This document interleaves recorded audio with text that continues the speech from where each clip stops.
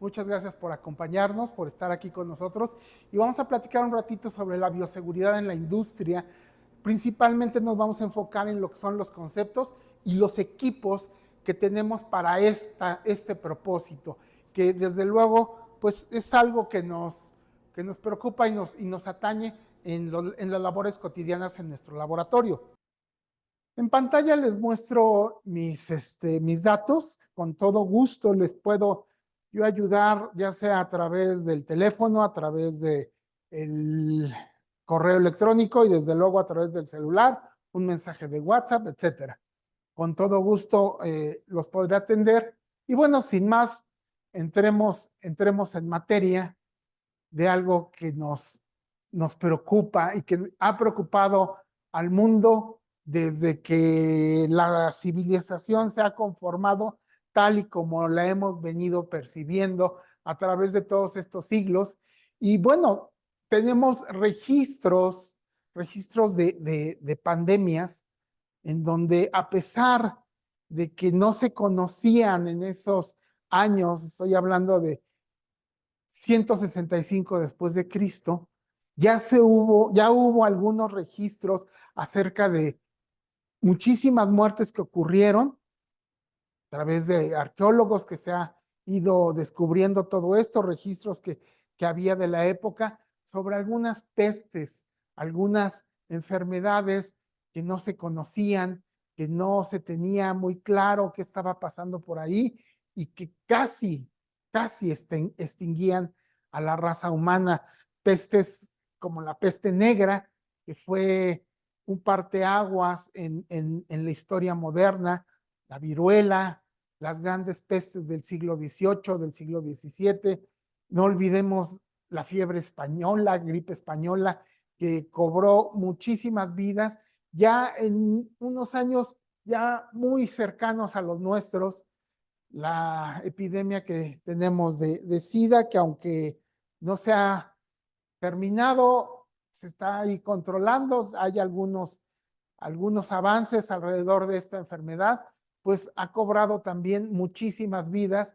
Y bueno, la más reciente y que todo mundo padecimos y vino a cambiar incluso la forma de trabajar, la forma de comportarnos en sociedad, el coronavirus, que cobró más de 4.700.000 vidas en todo el mundo y que ha representado un hecho significativo en el cual tenemos que voltear a ver la bioseguridad de otra forma, quitarla de esos presupuestos y tratarla de entender como algo que sí o sí se tiene que ver, se tiene que estudiar, se tiene que contemplar y en el caso de los equipos se deben tener.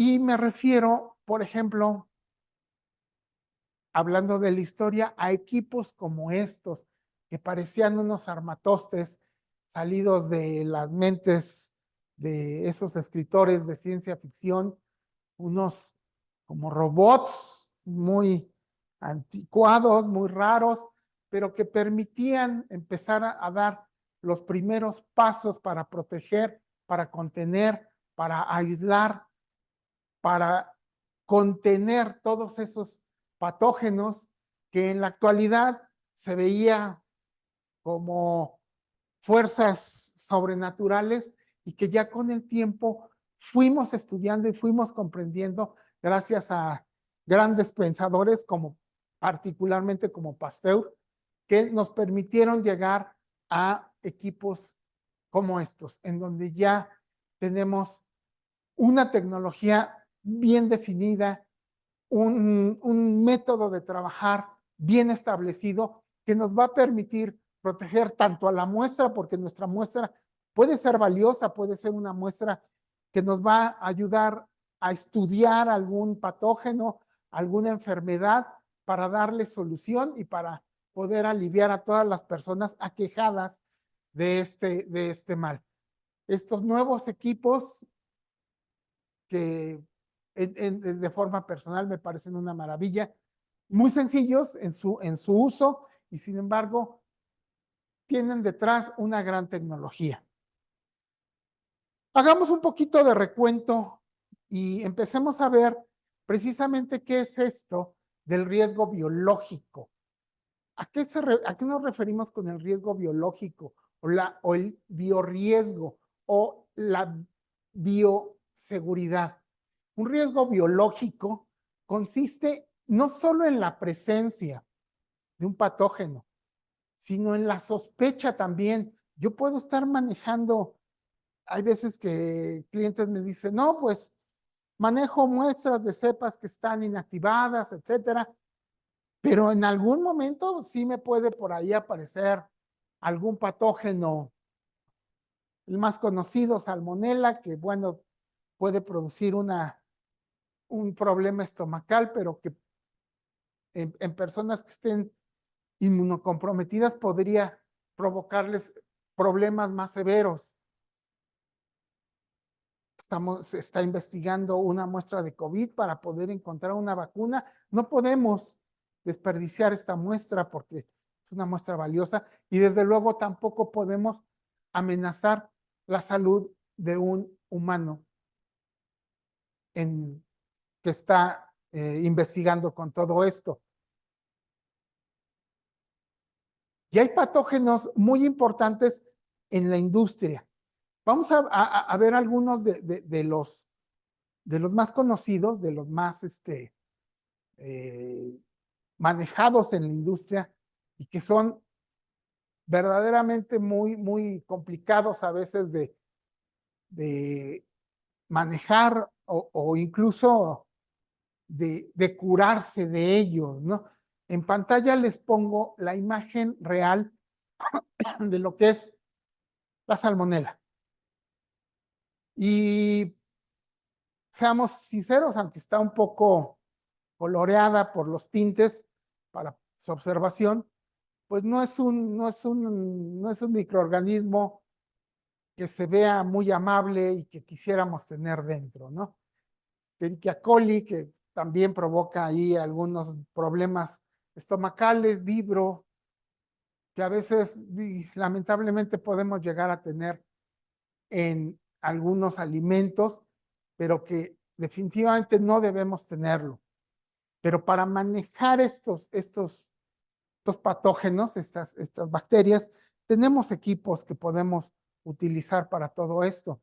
En la industria farmacéutica, bueno, pues ya hablamos de muchas más bacterias más peligrosas. En pantalla ven este coco, que es la gonorrea. También no es algo que alguien quiera tener tratos con este amigo. Pero bueno, tenemos, por ejemplo, Helicobacter pylori, que es una bacteria que todos tenemos dentro de nuestro organismo en un estado latente y que sin embargo, cuando tenemos algunas condiciones como puede ser estrés, algunas condiciones alimentarias, de nutrición, de alimentación, podemos llegar a activarla y puede causar muchos problemas, por ejemplo, una úlcera estomacal que trae consecuencias a veces muy funestas. En la industria de la salud, en los hospitales, podemos ver este enterococo, ver este racimo como de uvas verde que se ve en pantalla, que también puede provocar una serie de problemas. El más conocido y que todos los hospitales lo tienen, es el Staphylococcus aureus, mejor conocido por sus siglas como el MERSA o SARM, ahí en siglas en inglés, pero ese MERSA, bueno, pues definitivamente produce enfermedades que pueden ser de consecuencias muy desagradables, ¿no? Todos estos patógenos de los que estamos hablando ahorita, todos estos pueden estar dentro de una cabina de bioseguridad y pueden ustedes manipularlos con total y absoluta libertad, con la seguridad de que ustedes no van a ser intoxicados o contagiados por estos patógenos. En la industria alimentaria, particularmente en la industria alimentaria, por todas estas cuestiones, pues llegamos a tener algunas normas para pruebas, para indicadores, para ver que el alimento que se está procesando no tenga estos patógenos que puedan llegar a enfermar a la población que consuma estos alimentos. Son desde productos cárnicos procesados hasta bienes y servicios, ¿no? Para la determinación, por ejemplo, de salmonela. Y hay organismos internacionales que se encargan de poder ver esta situación de la bioseguridad. Y el principal que conocemos ahorita, que es el que rige todo esto, es el CDC, sus siglas en inglés, Centro de Control de Enfermedades en Estados Unidos, que ha clasificado los laboratorios en 4 niveles de seguridad. Nivel 1, que puede ser como cualquier laboratorio de escuela, en donde no vamos a estar manejando un patógeno que pueda afectar la salud humana. BSL2, BSL3 son los más conocidos, son los más comunes dentro de la industria en México, y BSL4, que lamentablemente en México no contamos con un laboratorio BSL4, dado que las certificaciones para lograr este nivel de bioseguridad son muy complicadas y México no ha logrado tener un laboratorio BSL4. En el continente americano hay 13 laboratorios, nada más hay 13 laboratorios, uno está en Chile, otro está en Argentina y el resto está repartido entre Estados Unidos y Canadá. Son laboratorios muy avanzados, pero este es un laboratorio BSL2 y podemos ver que es un laboratorio muy común en donde es necesario o es obligado contar con cabinas de bioseguridad clase 1 o clase 2, y ahorita vamos a ver a qué se refiere clase 1 y clase 2. Y aquí particularmente se habla de que si vamos a estar generando aerosoles, forzosamente necesitamos una clase 2. ¿Qué es esto de los aerosoles y por qué a veces es tan importante? Bueno, porque el aerosol mismo puede ser un vector de contagio. Durante la pandemia que tuvimos la desventaja de participar en ella, pudimos ver que se nos pedía el uso del cubrebocas. ¿Por qué? Porque al estar hablando o al estornudar o al toser, podemos llegar a generar estos aerosoles que por su peso, por estar tan volatilizados, una persona puede llegar a respirarlos. Y si en ese aerosol va un microorganismo, un patógeno que pueda serse conducido a través del aire, esa persona, si lo respira, se puede contagiar de ese patógeno. Entonces, por eso esa barrera física del cubrebocas era tan importante para no diseminar más ese virus del COVID, porque el COVID era uno de estos agentes patógenos que se transmitían por aire mediante estos aerosoles. Por eso era imprescindible para todos estos laboratorios de bioseguridad BSL2 contar con estas cabinas de bioseguridad. BSL3 es un nivel más allá en donde ya sí o sí se tiene que tener la clase 2 para cualquier manipulación, la que sea. Ya estamos hablando de virus, de patógenos, de bacterias que ya tienen o producen más bien enfermedades bastante serias como puede ser tuberculosis o tularemia, en donde una persona que esté ya muy comprometida en su salud, si se enferma de alguna de estas encefalitis, por ejemplo, pues es muy seguro que el pronóstico final no sea muy halagüeño. Entonces, aquí ya es forzoso la clase 3, perdón, la clase 2. Cabe aclarar que, por ejemplo, no necesariamente debemos tener el patógeno, porque a veces los patógenos también producen sustancias o compuestos que pueden ser dañinos a la salud. O incluso podemos estar manipulando algunos agentes, algunas sustancias que pueden ser dañinos a nuestra salud, como por ejemplo los mismos medicamentos antivirales, anticuerpos, algunos citotóxicos, algunos compuestos que sirven para la producción de fármacos contra el cáncer, en donde el usuario no se puede ver expuesto a ellos. Y para eso también contamos con unas cabinas de bioseguridad especiales para esa aplicación.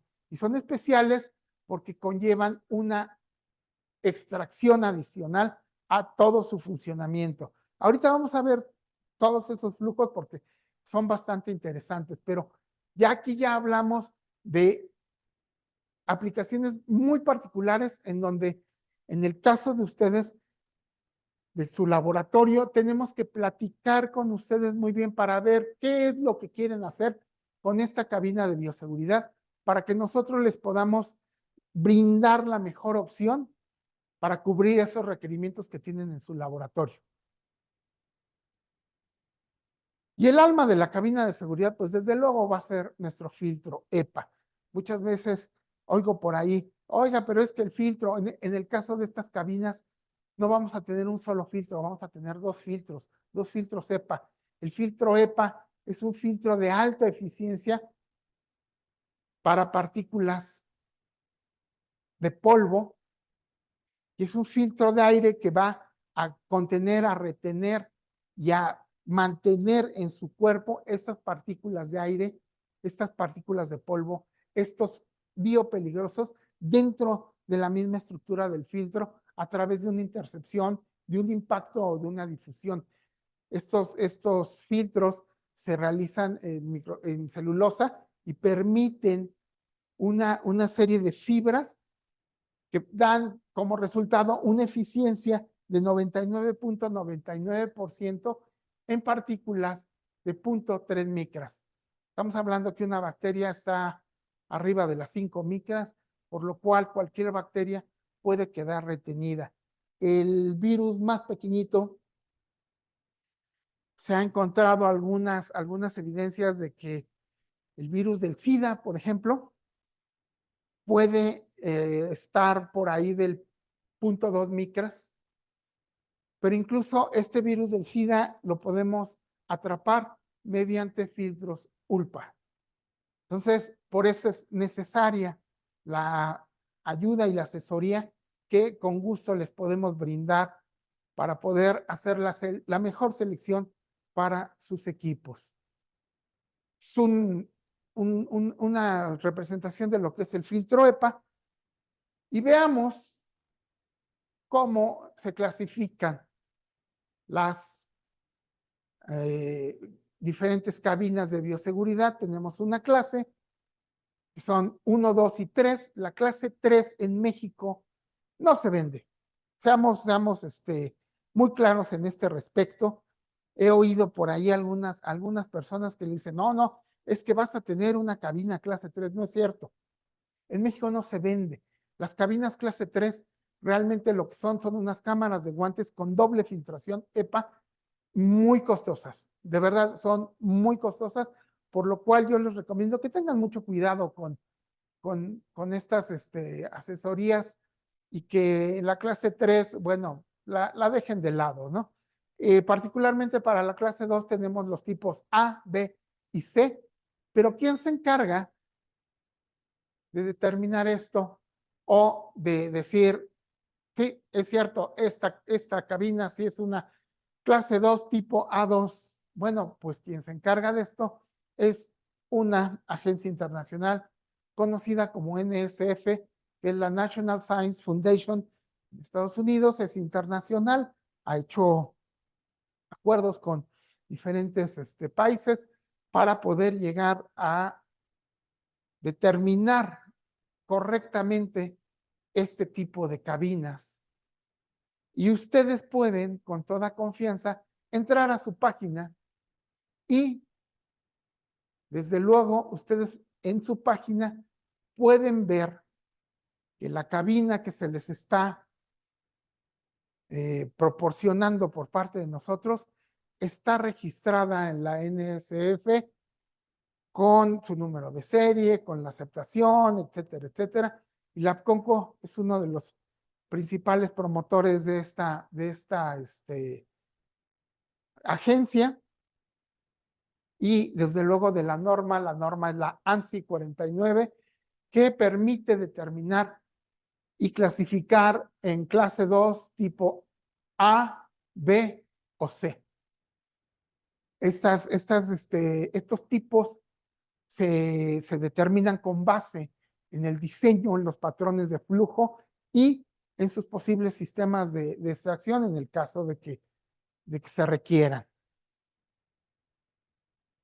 Empezamos con lo que es clase 1. Vámonos de lo más sencillo hacia lo más complicado. Clase 1 solo va a proteger al usuario. Clase 1 permite tener un flujo que va del ambiente del laboratorio hacia adentro de la cabina, impidiendo que cualquier cosa que yo esté manipulando sobre la superficie de trabajo pueda salir y contaminar a mi usuario. ¿Sí? Todo el aire se va hacia la parte de atrás, alejándolo del área respirable del usuario, llega a una cámara en donde por medio de un motor ventilador se hace pasar ese aire a través de un filtro EPA para atrapar todos los patógenos que pudiéramos haber arrastrado con nuestro flujo de aire. ¿En dónde la vamos a usar esto? Bueno, todas estas plantas procesadoras de alimentos, plantas de tratamiento de agua, es imprescindible que tengan, y fabricadoras de cosméticos. ¿Por qué estamos hablando de este tipo de industrias? Porque son industrias en donde su muestra no va a ser tan valiosa. Sí, ¿qué pasa si yo saco una muestra, por ejemplo, de lodos activados y me pongo a trabajarla dentro de mi cabina y se me contamina con un poco de polvo que viene de mi laboratorio? Bueno, realmente no va a pasar nada. O en el caso de que hubiera alguna interferencia, bueno, pues simplemente voy nuevamente a mi sedimentador y saco otra muestra y puedo continuar con mi trabajo. No es grave y se puede solucionar fácilmente.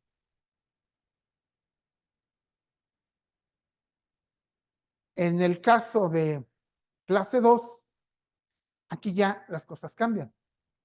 Plantas farmacéuticas, plantas biotecnológicas, algunas plantas procesadoras de alimentos ya deben empezar a trabajar con esta clase 2, y es la más recomendada en la industria.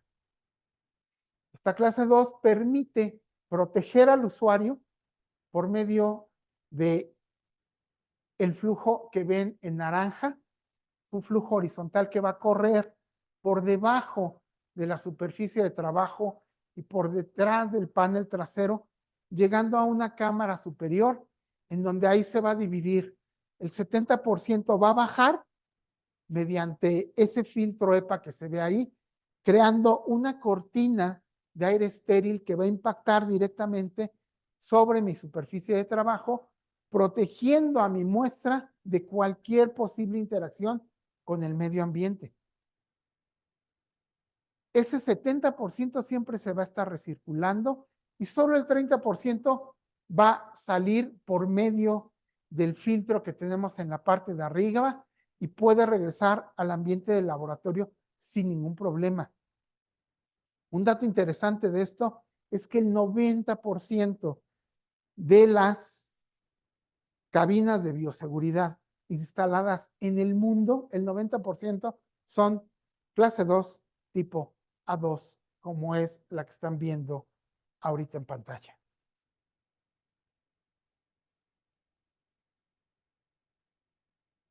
Vayámonos a esta imagen en donde en el área azul es donde vamos a tener toda la protección de la cabina. La rejilla frontal permite meter ese flujo horizontal hacia la parte de atrás, y las rejillas que se ven al fondo permiten también, al momento de que impacta el flujo vertical, poderse separar y irse una parte, irse por la rejilla frontal y el resto irse por las rejillas traseras. Aquí lo más importante en cualquier cabina de bioseguridad siempre va a ser el orden, trabajar con orden. Es decir, se recomienda que se divida en 3 la superficie de trabajo para contar con un área limpia, un área de trabajo y un área sucia. Esto se puede ver en las buenas prácticas de laboratorio, muy importante. Es una cabina que difícilmente les va a fallar. Y veamos esta que ya es más complicada. Ya hablamos incluso de plantas farmacéuticas, plantas biotecnológicas, y donde más se utiliza y donde más se debe utilizar, ojo, aquellos centros de investigación que estén manejando esta terrible enfermedad del cáncer, centrales de mezclas. Esta es la cabina que está totalmente recomendada para estas centrales de mezclas. Voy a hablar en particular, esta que vemos en pantalla es una cabina clase 2 tipo C1, es la más nueva en el mercado, es una invención de Labconco. Eso me da muchísimo gusto estar participando con Labconco en esto. Es una invención de Labconco en donde pudieron observar algunos detalles del mismo diseño de lo que era B2. Muchos usuarios de ustedes seguro conocen B2, en donde B2 tenía un problemita, que si el motor de extracción que estaba en la azotea, por alguna circunstancia, se llegaba a parar porque ya estuviera viejo, porque se descompuso, falló la corriente eléctrica, lo que fuera, se llegaba a detener, la masa de aire que estábamos extrayendo y que quedaba contenida en el tubo de extracción, por gravedad se regresaba. Y al regresarse, aventaba todos los patógenos hacia la cara del usuario. Este era un riesgo inherente a B2. Sin embargo, Labconco estudió esto y pudo diseñar C1. C1, pueden ustedes ver en la imagen, C1 tiene dos motores. Un motor que va a permitir hacer la recirculación o el flujo descendente vertical, y un motor adicional que actúa cuando detecta que el motor remoto, el motor que estaba haciendo la extracción, se paró. Cuando C1 detecta eso, lo que ocurre es que la cabina automáticamente protege al usuario y protege la muestra. ¿Qué hace? Hace que ese motorcito que está en la parte superior encienda y mantenga la masa de aire arriba. No la deja regresar. Emite una alarma en ese mismo instante para que el usuario pueda cerrar la cabina y retirarse para poder atender esa eventualidad o ese problema que tiene con su motor remoto de extracción. Esta es una verdadera maravilla, es una obra de ingeniería. A mí me parece, la he visto funcionar. Tuvimos el honor y el gusto de trabajar con el Instituto de Cancerología, perdón, Instituto Nacional de Cancerología, aquí al sur de la ciudad, donde les instalamos 5 campanas de estas. Están trabajando de una manera formidable. Es un equipo que tiene muchísimas ventajas, les ayuda mucho tanto para la extracción como para la inyección de aire, para lo que son sus manejadoras de aire. Cuenta con extracción en la parte roja, en el área roja del área de trabajo, de una forma natural, esta cabina ya viene con las tres áreas delimitadas que les comentaba yo hace rato: área limpia, área de trabajo, área sucia. Evidentemente, área sucia y área limpia pueden ser intercambiables dependiendo si es uno diestro o zurdo. Pero lo más importante de aquí es el área roja. El área roja cuenta además con extracción, y cuenta con extracción en los cuatro lados del rectángulo que ven ahí ustedes. Esto hace que no haya puntos muertos dentro de la cabina, que siempre esté el personal protegido al 100% en cualquier momento, que no haya aberturas en algún punto de la extracción. Un equipo verdaderamente sensacional. Incluso puede ser programado, esta cabina la puede uno programar para que trabaje únicamente como A2, toda el área se convierte en azul sin ningún problema. Y si posteriormente, por cuestiones de presupuesto, de alguna cosa de esas, se tiene que regresar o se tiene que empezar a manejar estos sustancias o reactivos peligrosos, simplemente se pone la extracción, se vuelve a programar y se programa como C1 y seguimos trabajando sin necesidad de cambiar de equipo. Un equipo muy, muy novedoso, muy bueno, a pesar de que ya salió un poquito antes de pandemia, tendrá unos 4 o 5 años que ya hemos estado trabajando con este equipo. Ha habido algunas solicitudes de cotización de estos equipos.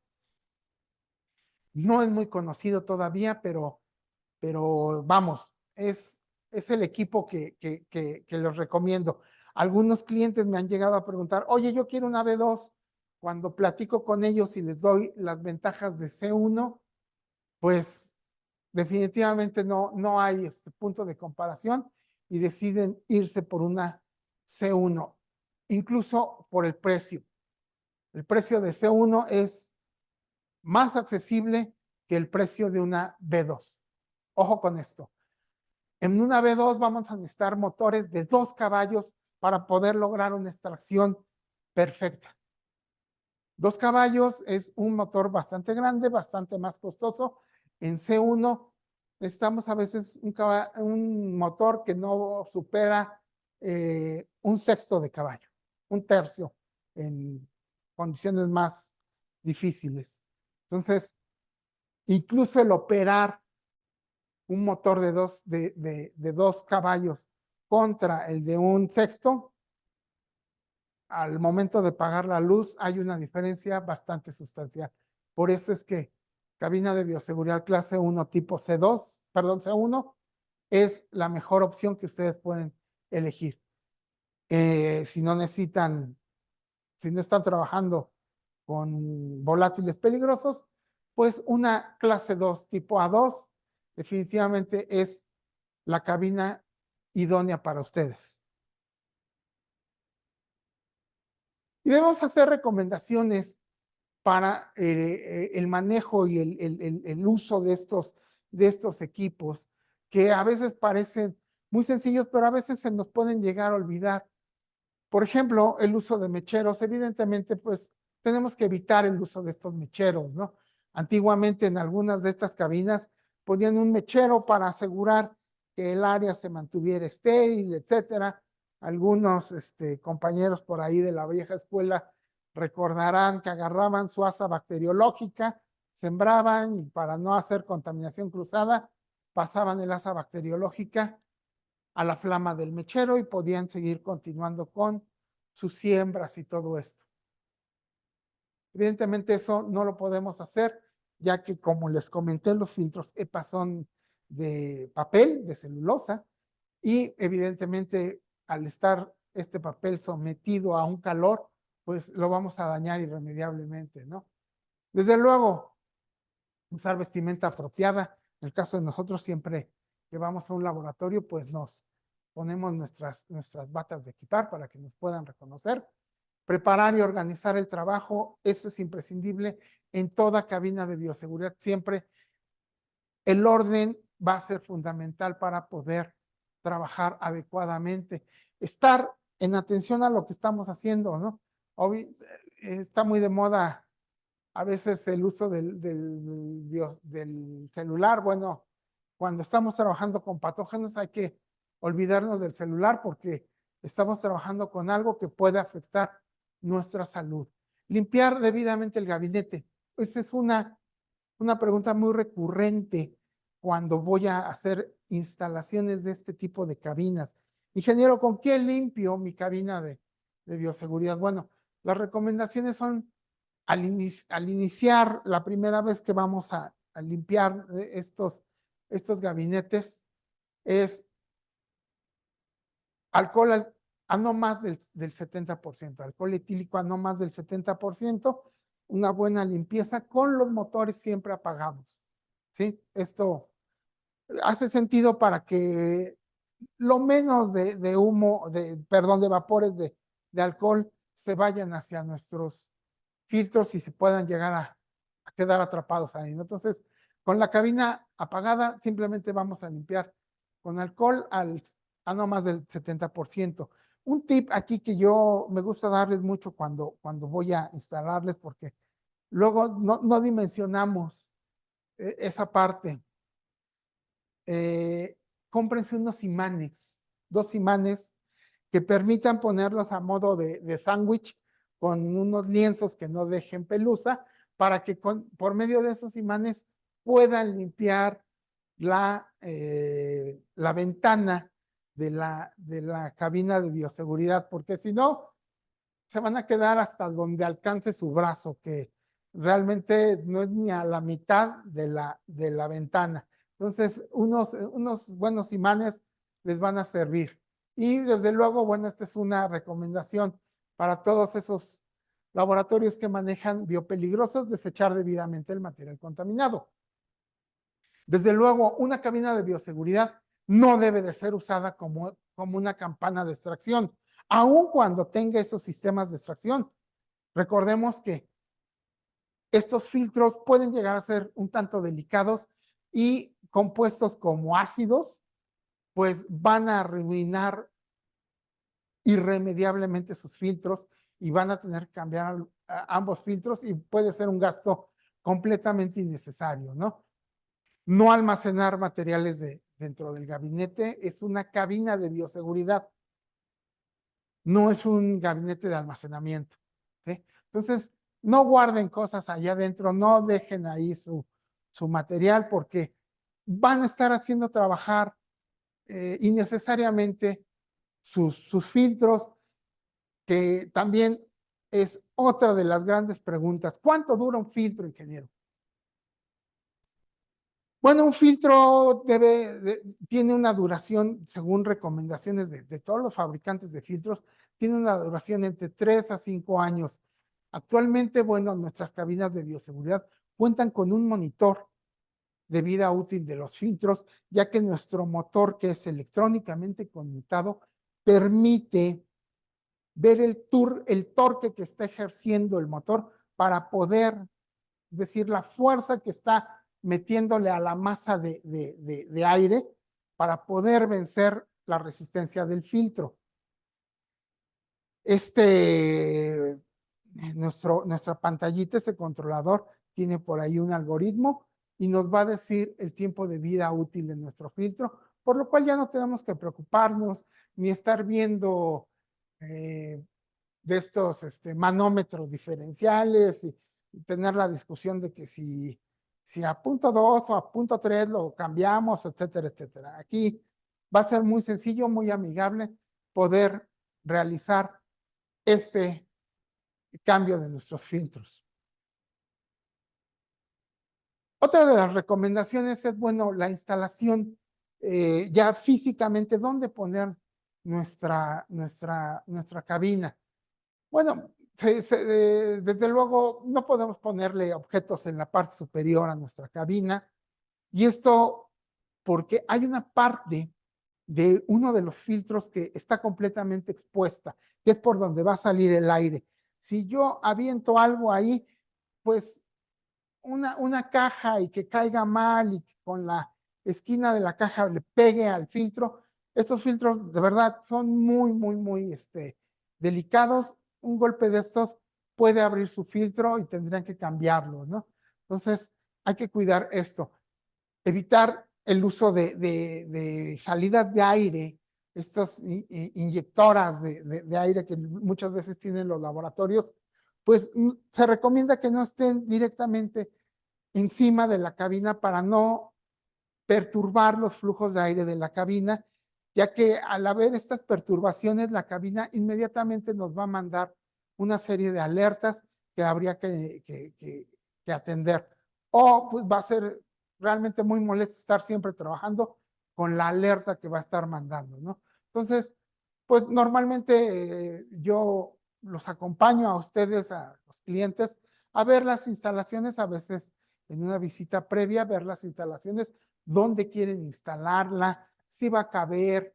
Normalmente yo siempre les digo que necesitamos alturas mínimas de 250 en sus laboratorios, hasta 240 puede no haber problemas, pero bueno, 250 es lo ideal, y ver en dónde están estas posibles inyecciones de aire o dónde están incluso los accesos, ¿no? O sea, tener una cabina en donde la puerta se va a estar abriendo constantemente y está de frente nuestra cabina esa puerta, pues también nos puede llegar a hacer perturbaciones. El cambio de los filtros, como ya dijimos, pues va a depender más del uso que se le dé a la cabina y que el monitor nos indique ese cambio de filtro. No es necesario cambiar los filtros CEPA anualmente, aunque como dato curioso, la compañía Roche hace muchos años nos compró varias cabinas de estas, y ellos por el tipo de sustancia que manejaban para evitar contaminación cruzada y porque su mismo sistema de calidad así lo exigía, y bueno, porque era Roche y la verdad tenía mucho dinero, Roche cambiaba cada año sus filtros, ¿no? Pero esto no es una norma, ¿no? O sea, no, definitivamente era un caso muy particular de Roche. Y bueno, desde luego, donde ubicarla donde haya el menor tráfico posible o donde pueda haber corrientes de aire. Esto es bien importante para que nuestras cabinas funcionen correctamente, para que estemos siempre protegidos bajo la norma que es la ANSI 49, como ya les mencioné, y que su cabina siempre les dé la mejor de las seguridades que puede haber en el mercado, ya sea mediante una clase 2 tipo A2 o clase 2 tipo C1. Pongo nuevamente mis datos, con toda confianza pueden ustedes contactarme, y pues quisimos esta vez hacer un webinar bastante ágil, bastante dinámico, para que ustedes pasemos a las preguntas y respuestas, y estamos en la mejor disposición de ayudarles y atenderles en todo este proceso de bioseguridad en su laboratorio. Excelente y muchas gracias, Ale. Bueno, pues vamos ahora a empezar con la sesión de preguntas y respuestas. Sin embargo, vamos a compartirles la liga también para que puedan registrarse en la liga de SurveyMonkey y así poder ustedes enviar la información como así la requieren para su constancia o bien para alguna solicitud de cotización, más información, ¿no? Si alguien quiere un dato adicional de lo que se haya hablado en esta charla y algo que ustedes consideren importante, también lo pueden colocar en los comentarios. Estaremos muy contentos de escucharlos. Y bueno, empezamos con Luis Gerardo. Dice, el equipo electrónico para esterilizar las asas, ¿sí se puede usar dentro de la campana? Desde luego, ahí contamos, nuestros representantes de ventas les pueden proporcionar el precio de estos incineradores electrónicos, dentro de la cabina. Yo hago mucho énfasis en esto. Nombremos a las cosas por su nombre. La cabina, dentro de la cabina, contamos con contactos eléctricos para poder conectar ya sea este incinerador electrónico o cualquier otro dispositivo que necesitemos utilizar dentro de nuestra cabina. Muy bien. Menciona Luis Gerardo, ¿los filtros se les da servicio o solo es reemplazar cuando cumpla su vida útil? Aquí hay una pregunta de opciones múltiples. El filtro como tal no lleva un mantenimiento o una limpieza, no se puede hacer, o sea, no está en un lugar accesible para poder hacer algo como esto. Sin embargo, algunas compañías, por sus mismos procesos de calidad, lo que hacen es una calificación al equipo en donde someten al equipo a las pruebas para determinar que esté cumpliendo con la norma ANSI 49 y también hacen unas pruebas de integridad al filtro, a los filtros, porque son dos, recordemos. Hacen unas pruebas de integridad a los filtros para asegurarse que los filtros no se hayan perforado por algún mal uso o alguna mala condición que haya hecho el usuario, ¿no? Entonces, ahí, bueno, cualquiera de esas dos variantes es la que se sugeriría, ¿no? La calificación al equipo y la prueba de integridad a los filtros.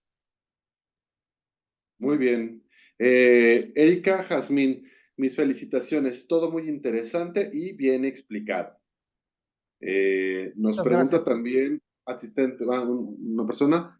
Buen día. ¿El vidrio que tienen las cabinas de bioseguridad protegen de las UV que se usa para esterilizar la cabina? Una muy buena pregunta. Sí, efectivamente, el vidrio la cortina de vidrio es un vidrio templado que lleva un filtro que impide que la radiación UV de la lámpara que está dentro de la cabina para esterilizar todo el interior, salga y afecte. Evidentemente, por buenas prácticas de laboratorio, se sugiere que cuando se activa esta lámpara de UV, aun cuando tengamos la cortina abajo, que de hecho en nuestras cabinas no se puede activar la UV si la ventana no está hasta abajo, de todas maneras, ya activada la lámpara, se proceda a retirarse del lugar, ¿no? Excelente. Wendy Izquierdo, ¿qué tan recomendable es usar un Vortex dentro de la cabina? Se puede usar sin ningún problema, dependiendo, ahí más bien depende de lo que estés haciendo. Si estás preparando algunas muestras con Vortex, se puede usar. Tenemos los contactos adentro y sin ningún problema se puede conectar y utilizar. Muy bien. Jesús García Patiño, ¿qué normatividad se utiliza para la prueba de integridad de filtros del equipo? Ay, híjole, esa sí no me acuerdo exactamente la norma. Es una norma, se llama así norma de prueba de integridad de filtros, pero no me acuerdo ahorita exactamente de la norma. Si quieres, mándame un correo a lapconco@equipar.com.mx para que te investigue yo la norma y con todo gusto te la doy, porque ahorita sí de pronto no me acuerdo de esa norma. Ok, perfecto. Briseida Gómez, ¿cuál es periodo recomendado para el cambio de lámpara UV?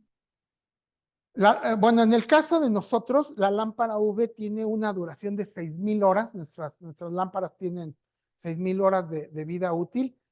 Y también nuestra cabina, la Logic Más, te avisa.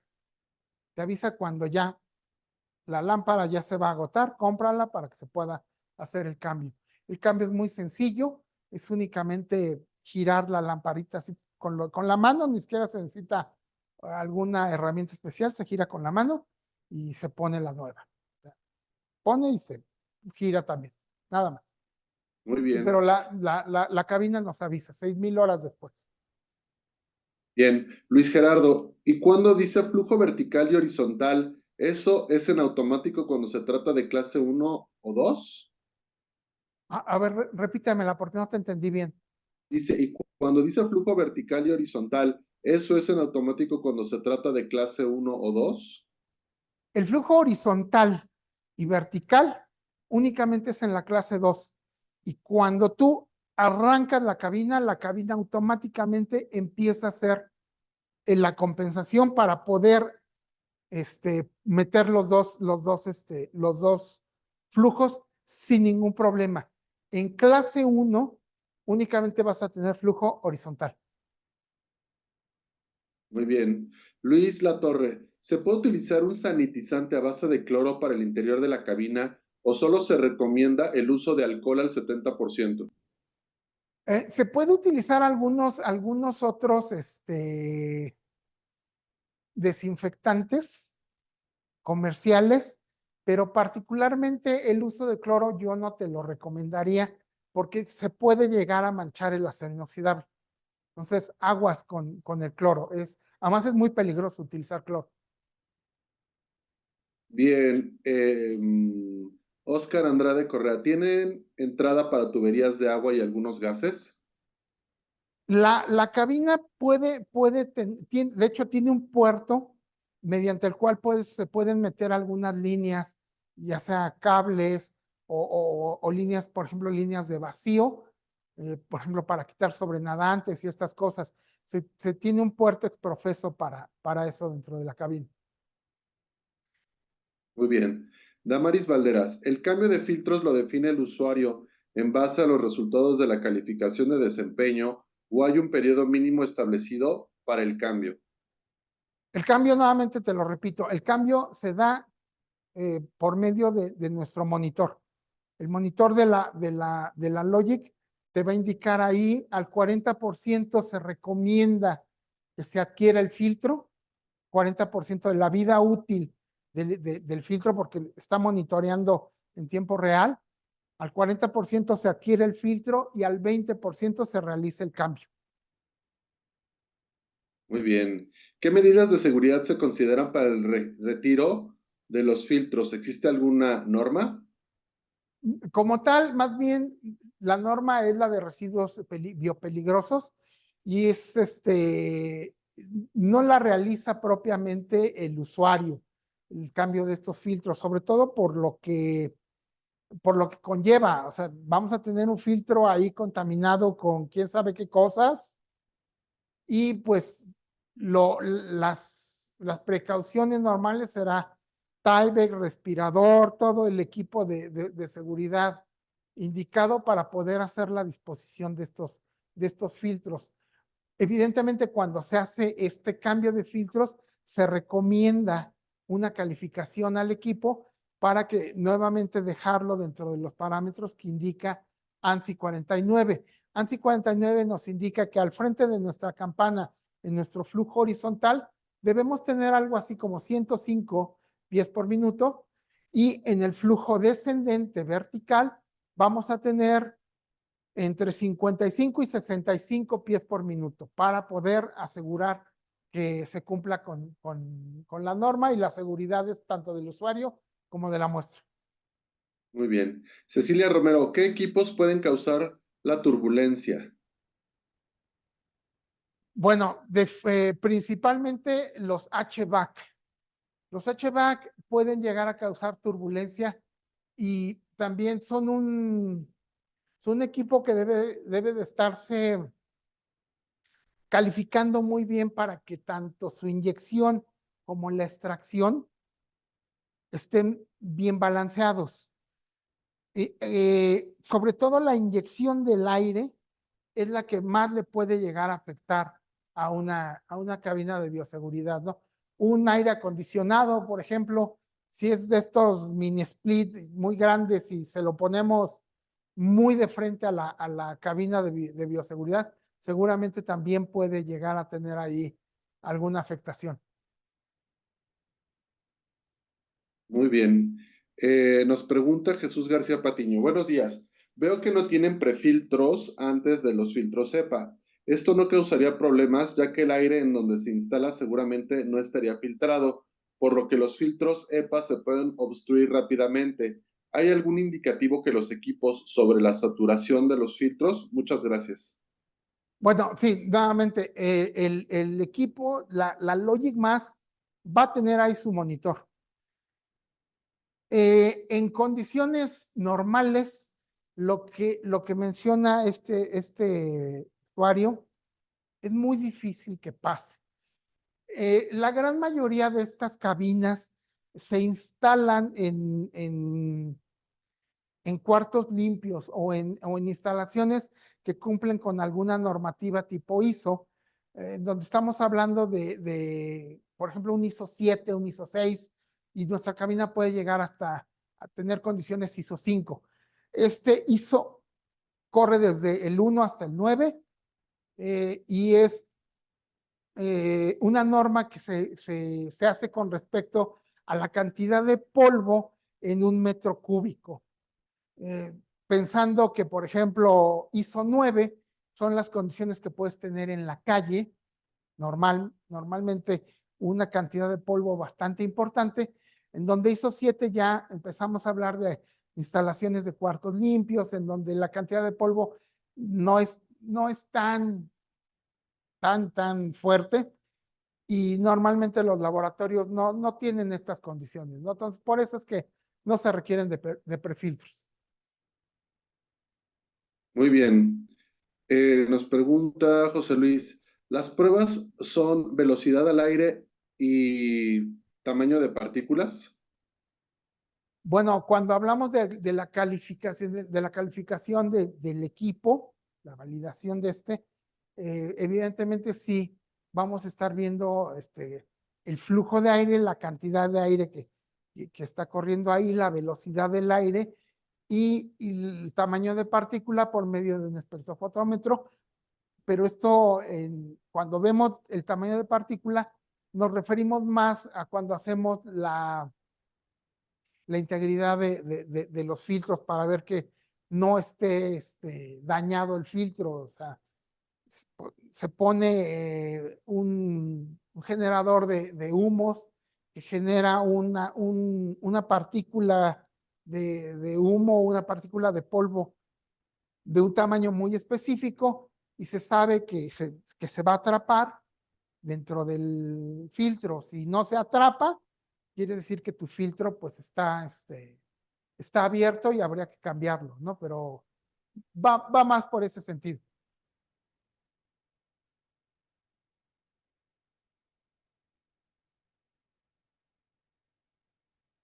Sí, sí, sí está. Perdóname, silencié. Dagny Mirafuentes nos pregunta, ¿qué tan recomendable es usar una balanza dentro de las campanas de bioseguridad?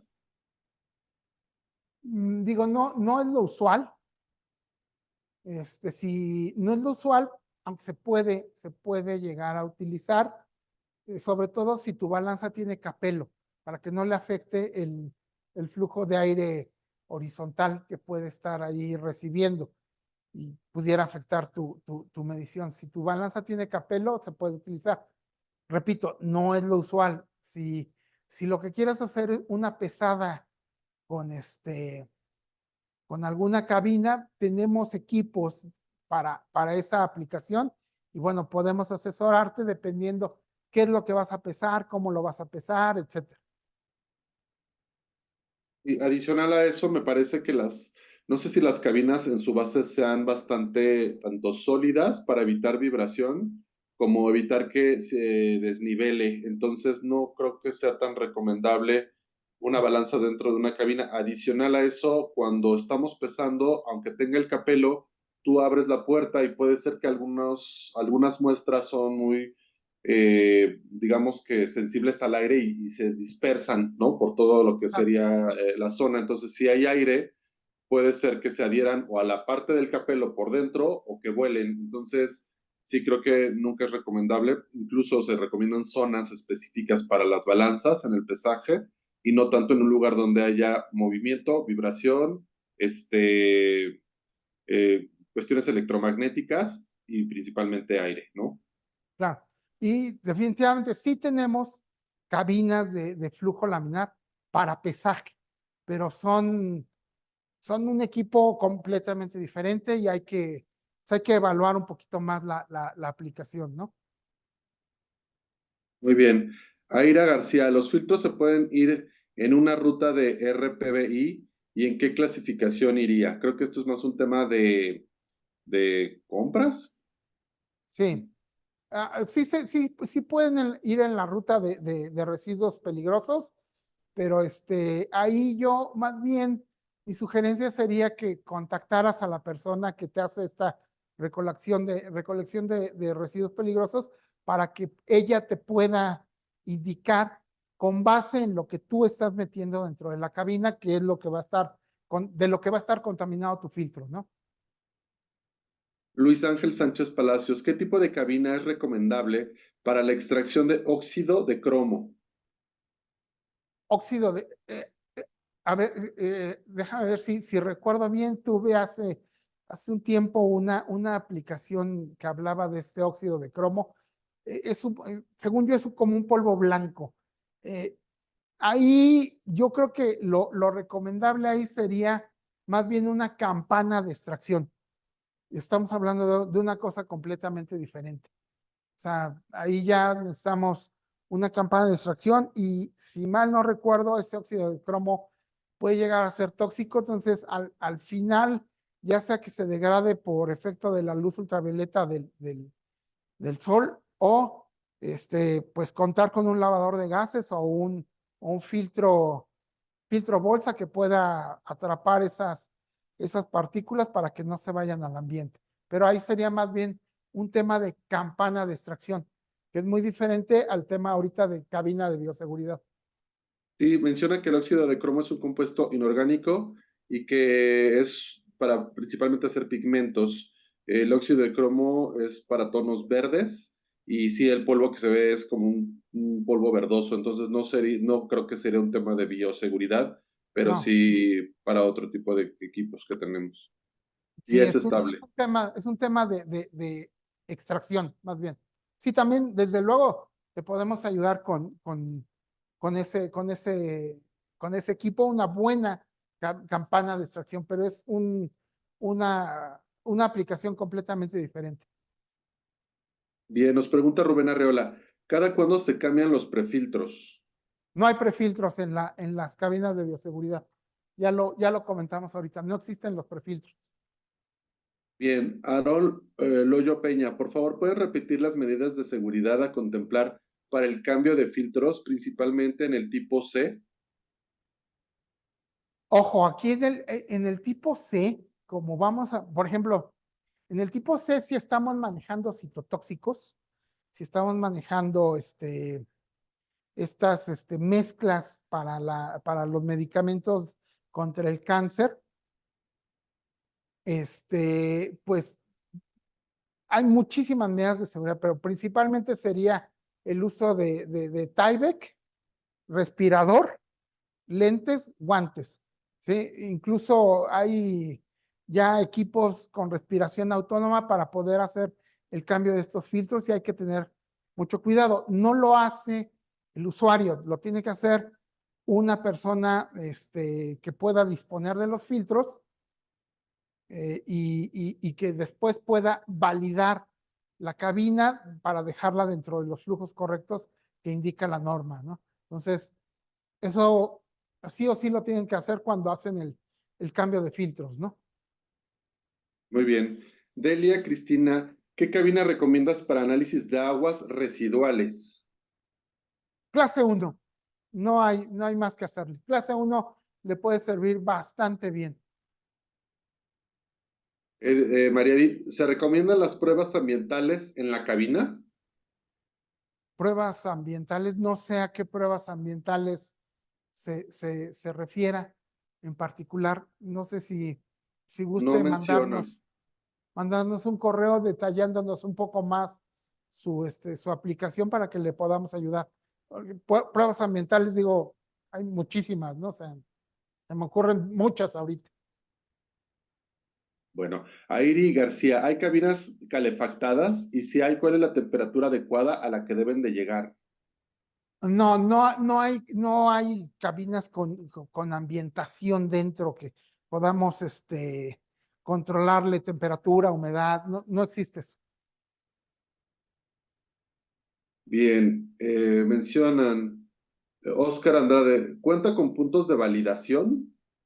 Sí, hay un punto de validación particularmente es para los filtros, para hacer precisamente la prueba de integridad de filtros. Sí hay, sí lo tiene el puerto. Bien.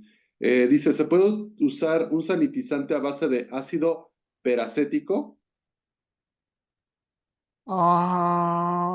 Sí se puede usar, nada más que habría que ver las recomendaciones y la compatibilidad que hay de ese ácido con el acero inoxidable. Hay, hay muchos, he visto muchos desinfectantes que utilizan que no tienen problemas con el acero inoxidable, pero ese particularmente habría que ver que no les manche la cabina. Recordemos que todo el interior de la cabina está hecho en acero 316, acero inoxidable 316. Bien. Carlos Cruz, en caso de cambio de filtro de un laboratorio BSL-3, donde se manejan patógenos, ¿ustedes se encargan de desechar el filtro? No, nosotros no nos encargamos de esa operación, porque repito, tiene que ser una compañía que se encargue de hacer también la validación. Entonces, nosotros no podemos ser juez y parte. Ok. Luis Latorre, ¿la cabina encendida genera mucha vibración en el interior? ¿Es posible realizar determinaciones de endotoxinas bacterianas, por ejemplo? Sí se puede. Sí, no genera, cuando la prendemos, el nivel de vibración es mínimo. Yo digo, de todas las que he manejado, yo les diría que es prácticamente imperceptible de la vibración. Bien. Rubén Arreola, ¿con hacer las pruebas de integridad es suficiente para no cambiar el filtro, solo cambiar los prefiltros cada año o con una mayor frecuencia? Repito, no tiene prefiltros, no va a ser necesario hacer cambios cada año y la prueba de integridad del filtro nos va a decir si el filtro está en buenas condiciones para seguir trabajando. Alcides Polania, ¿qué tipo y clase de cabina se recomienda para el análisis microbiológico de alimentos y bebidas? En general, yo podría decirles que con clase 1 pueden resolver prácticamente todos sus problemas. Si están ya manejando ahí algunas cepas más difíciles, por ejemplo, de salmonela, pues sí, les recomendaría yo la clase 2 tipo A2, ¿sí? Pero con Ok. clase 1 pueden trabajar sin ningún problema. Dice, para el procesamiento de muestras de suero, por ejemplo, de animales, para cuantificar analitos como fármacos, ¿es necesaria una campana de bioseguridad? Yo ahí solo para la preparación de los medios, yo ahí les sugeriría algo más económico como una cabina de flujo laminar horizontal. No, no vamos a estar ahí sí no vamos a manejar ningún patógeno y lo que queremos es únicamente proteger a nuestra muestra, es decir, nuestro medio para poder determinar estos análitos. Entonces, una cabina de flujo laminar es suficiente. Muy bien. Nos preguntan, ¿cuál es la recomendación del tiempo de esterilización de material dentro de la cabina? En caso de que la cabina se usa muchas veces en el día por distintos usuarios para diferentes objetivos, ¿es necesario esterilizar la cabina en cada uso? Sí, particularmente para evitar contaminación cruzada. Las digamos que lo convencional que hay alrededor de ha sido una polémica esto, pero lo convencional es el uso de 10 minutos. De hecho, las cabinas vienen programadas de fábrica en un intervalo de 10 minutos de exposición a la luz UV y se puede incrementar esto a 30 minutos, 60, 90, 120 minutos e incluso la podríamos dejar prendida toda la noche. Esto más bien responde al tipo de protocolo que ustedes estén siguiendo, ¿no? Si normalmente 10 minutos es lo usual, pero si ustedes consideran que necesitan más tiempo, podrían subirle a 30 minutos y no pasa nada, ¿no?